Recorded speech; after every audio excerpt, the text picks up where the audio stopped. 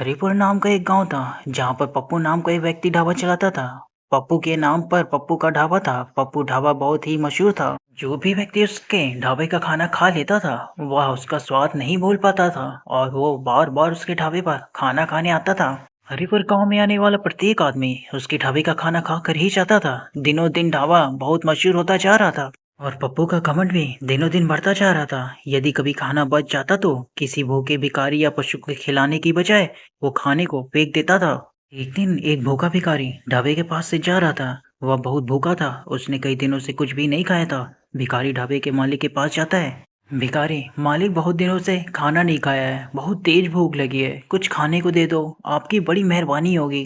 पप्पू, अरे आगे जा, आगे आगे जा, कुछ खाने को नहीं मिलेगा। भिखारी मालिक, थोड़ा सा खाना दे दो, कई दिनों से भूखा हूँ। पप्पू, पता नहीं सुबह कहाँ कहाँ से चले आते हैं, सारा दिन खराब कर दिया मेरा। रामू, ओ रामू, इसे धक्का मार कर बाहर निकालो, पता नहीं कहाँ से आ जाते हैं। रामू भिखारी को धक्के मारकर ढाबे से बाहर निकाल देता है, लेकिन पप्पू को जरा सी भी दया नहीं आती। भिखारी ढाबे के सामने ही भूख के मारे बेहोश होकर गिर जाता है। रामू, अरे मालिक, यह तो बेहोश हो गया है।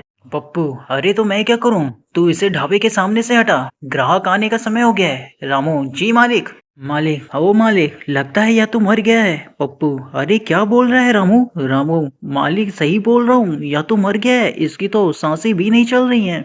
पप्पू, रामू एक काम कर, इसको उठाकर ढाबे के पीछे वाले कुएं में फेंका, किसी को कुछ पता नहीं चलेगा। रामू, जी मालिक, जैसा आप कहो। रामू उस मरे हुए भिखारी को कुएं में फेंक देता है। पप्पू, रामू तुझे ऐसा करते हुए किसी ने देखा तो नहीं ना, किसी को कुछ पता तो नहीं चला ना। रामू, नहीं मालिक, किसी को नहीं पता चला। पप्पू, आज तो दिन भी खराब गया, ज्यादा ग्राहक भी नहीं आए, कल से तुम सभी समय पर आ जाना, नहीं तो तुम्हारी पगार काट लूंगा। रामू, ठीक है मालिक। पप्पू अपने सभी नौकर को छुट्टी करके खुद भी घर चला जाता है। रास्ते में पप्पू को ऐसा लगता है कि कोई उसका पीछा कर रहा है।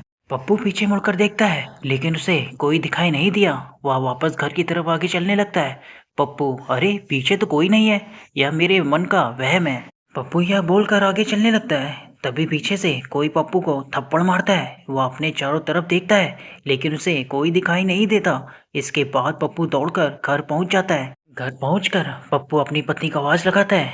पप्पू, अरे भगवान, जल्दी से खाना ले आओ, बहुत जोरों से भूख लगी है। पत्नी, जी बस अभी आई। जैसे ही पत्नी पप्पू का खाना लेकर आती है, तभी भिखारी का भूत उसे जोर से धक्का मारता है, जिस कारण उसके हाथ से खाने की थाली नीचे गिर जाती है और पूरा खाना जमीन पर गिर जाता है। पप्पू, अरे भाग्यवान, ये क्या किया, पूरा खाना जमीन पर गिरा दिया। पत्नी, जी पता नहीं कैसे मुझे पीछे से जोर का धक्का लगा और मेरे हाथ से खाने की थाली छूट गई।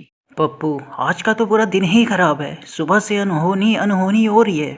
पप्पू उस रात बिना खाना खाए ही सो जाता है। सुबह उठकर तैयार होकर पप्पू ढाबे पर चला जाता है। पप्पू काउंटर पर बैठा होता है, तभी रामू सहित सभी नौकर आ जाते हैं। रामू और सभी नौकर, प्रणाम मालिक। पप्पू, प्रणाम, अब चलो सब काम पर लग जाओ। तभी ढाबे पर एक ग्राहक आता है, खाने का ऑर्डर देकर कुर्सी पर बैठ जाता है। ग्राहक, रामू खाना ले आओ जल्दी से। रामू, जी साहब अभी लाया। रामू ग्राहक के लिए खाना लेकर आता है। उसके बाद जैसे ही ग्राहक ने खाने का पहला निवाला खाया, उसको बहुत तीखा लगा और वह खाने को थूकते हुए बोलता है। ग्राहक, अरे रामू, ये कैसा खाना है। पप्पू, अरे क्या हुआ भाई साहब, खाना अच्छा नहीं है क्या। ग्राहक, अरे यह खाना बहुत तीखा है, इतना तीखा खाना कोई खाता है क्या। पप्पू, रामू, अरे वाह रामू, आज तुमने यह कैसा खाना बनाया है। रामू, पता नहीं मालिक, मैंने तो आज खाना अच्छा बनाया था, आज भी ढाबे पर कोई कमाई नहीं हुई और सारा खाना फेंकना पड़ा। यह देखकर भिखारी का भूत बहुत खुश होता है। दूसरे दिन पप्पू सुबह जल्दी आकर सभी नौकरों को बुलाकर कहता है, पप्पू, आज तुम सब इतना अच्छा खाना बनाना कि जो भी खाए उंगलियां चाटते रह जाए। रामू, जी मालिक। तभी रामू सहित सभी नौकर खाना बनाने में लग जाते हैं और पप्पू भी वहीं खड़ा होकर उन सब पर नजर रखता है, जब तक कि खाना बनकर तैयार ना हो जाए। पप्पू, क्या बात है रामू, खाने की खुशबू तो बहुत ही अच्छी है, मजा आ गया, खाना बहुत अच्छा बना है। तभी ढाबे में एक ग्राहक आता है और रामू को खाना लगाने के लिए आवाज लगाता है। रामू गर्मा गर्म खाना लाकर ग्राहक के सामने रखता है। ग्राहक, अरे वाह, खाने की खुशबू तो बहुत ही अच्छी लग रही है, लगता है आज खाना बहुत स्वादिष्ट बना है। जैसे ही ग्राहक खाना खाना शुरू करता है, तभी उसकी रोटियां गायब हो जाती हैं। ग्राहक रामू को आवाज लगाता है। ग्राहक, रामू, अरे ओ रामू, जल्दी आओ भाई।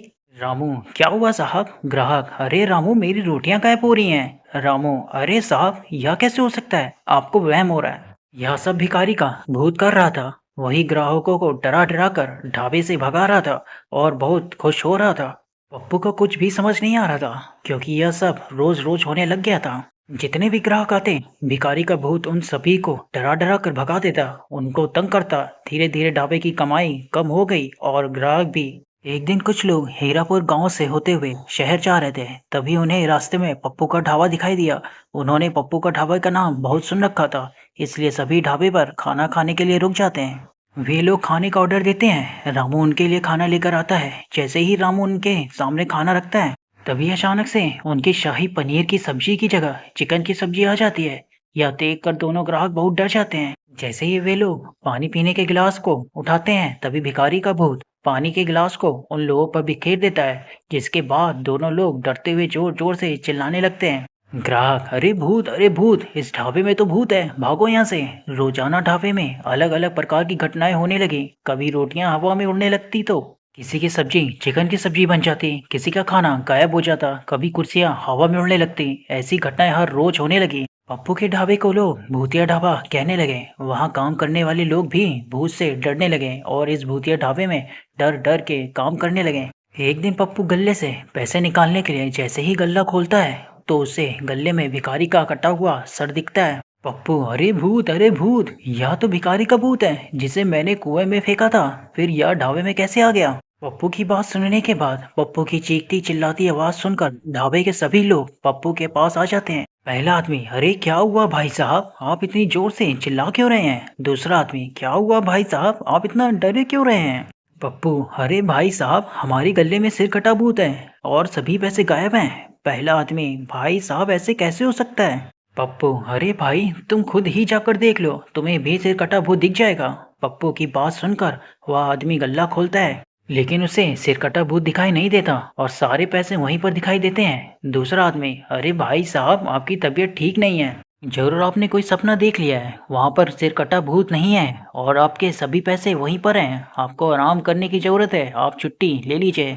पप्पू, अरे नहीं भैया, मैं झूठ नहीं बोल रहा हूँ, ना ही मैंने कोई सपना देखा है, मैं सच में सिर कटा भूत देखा है। पप्पू सभी को अपनी बात मनवाने की पूरी कोशिश करता है, लेकिन कोई भी उसकी बात पर विश्वास नहीं करते और वहां से चले जाते हैं। तब रामू पप्पू के पास आता है। रामू, मालिक मुझे लग रहा है यह भूखे भिखारी का भूत है जिसको आपने पीछे कुएं में फिकवाया था। अरे मालिक, वही भिखारी जिसकी भूख की वजह से मौत हो गई थी, उसी ने हमारे ढाबे को भूतिया ढाबा बना दिया है और अब उसका भूत आपको डरा रहा है, परेशान कर रहा है। पप्पू, हाँ रामू, तुम सही बोल रहे हो, मुझे भी यही लग रहा है। अगर ऐसा ही चलता रहा तो यह ढाबा जल्दी ही बंद करना पड़ेगा और मैं बर्बाद हो जाऊंगा। अब तुम ही मेरी मदद कर सकते हो रामू। रामू, चिंता मत करिए मालिक, मैं एक ऐसे बाबा को जानता हूँ, मैं आपको उन बाबा के पास लेकर चलता हूँ।